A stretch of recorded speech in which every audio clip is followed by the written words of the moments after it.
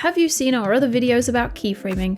So far we've looked at keyframes in the timeline, keyframes with effects, and with audio. Today we're looking at keyframes with color grading.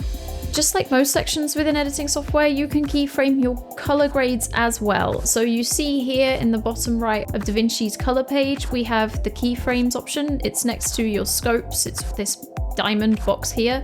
And as you can see, I have created a color correction on this first Dubai landscape shot. Now the color correction that I have keyframed is saturation. So you'll see as I play it, it gradually disappears.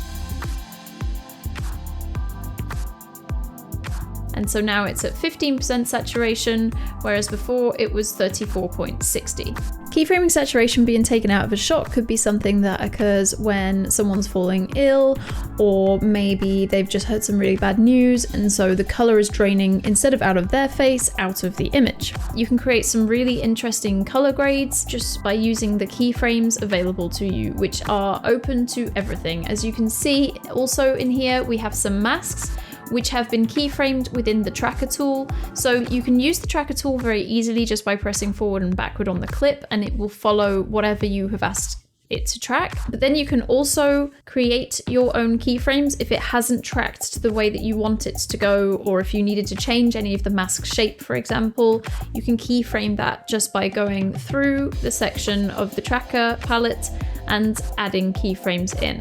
Just like everything else within Premiere Pro, once again, your keyframes can sit within your effect controls.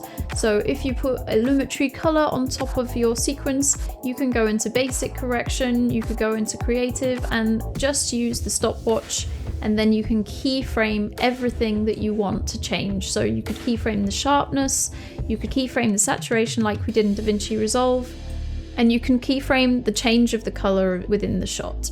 There could be many instances where you want to get creative with keyframing color grades. My suggestion is, if you have an idea, see if keyframes can be involved. If you've liked this series on keyframing, don't forget that there's more on our blog at upyouredit.com, and also if you've liked the video, please hit the like button and subscribe.